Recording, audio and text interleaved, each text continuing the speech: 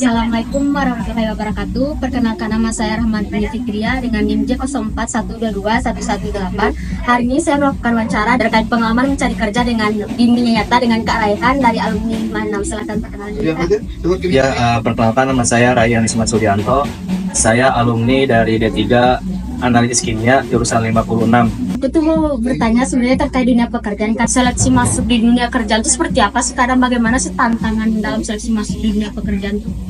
Ya, pertama untuk seleksi masuk tentunya kita harus mengetahui dulu di bidang apa kita mau bekerja. Tentunya itu tuh terkait dengan minat dari Anda, mau kerja di mana. Misal mau kerjanya di bidang kimia organik, berarti kan harus cari yang lowongan yang memang selinear dengan apa yang diinginkan. Terus untuk tantangannya adalah teman sendiri ya, karena memang sekali lulus kan itu nggak cuma dari teman sendiri aja, dari lulusan lain juga pasti ada saingannya, dan sekali lulus pun pasti ada ratusan orang.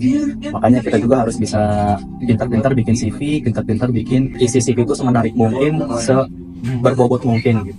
Ya, terus aku mau tanya juga Kak, ada yang bilang di IPK tuh benar-benar menentukan, terus ada yang bilang nggak juga, terus ada yang bilang lebih menentukan lagi pengalaman kayak magang, organisasi ataupun perlombaan, atau mereka tuh sama-sama seimbang buat kesempatan kita tuh lebih besar diterima lagi.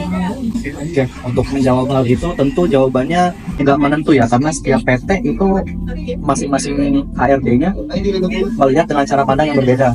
Ada PT yang melihat otak dari pelamarnya, dia akan melihat IPK.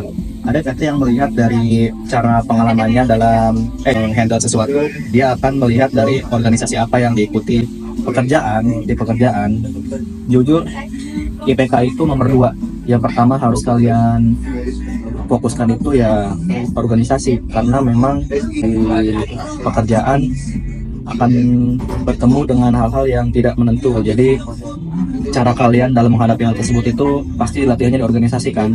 Kalau di soal IPK, soal cara pikir, itu bisa mengikuti lah. Saranku gini, kalau misalnya kalian mau nyari tempat di mana tempat tersebut berada kualifikasinya, ketika kalian tidak masuk kualifikasi tersebut, cari perusahaan yang lain, karena memang hanya akan buang-buang waktu aja.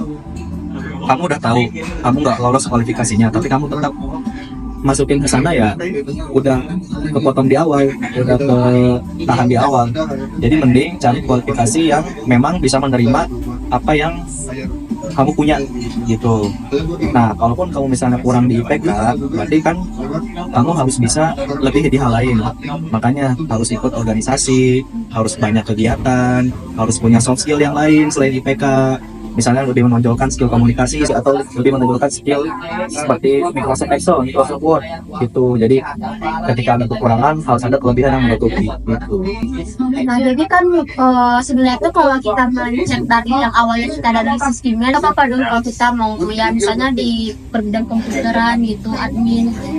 Iya, nggak apa-apa selama soft skillnya memang mumpuni gitu.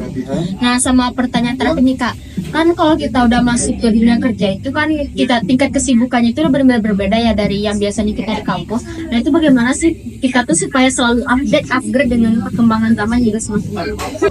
Perkembangan zaman mungkin lebih ke ini ya, menyesuaikan apa yang kita butuhkan untuk kedepannya.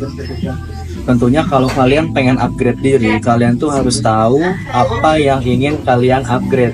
Misal sekarang saya bekerja di bagian analisis lingkungan atau di bagian keselamatan K3.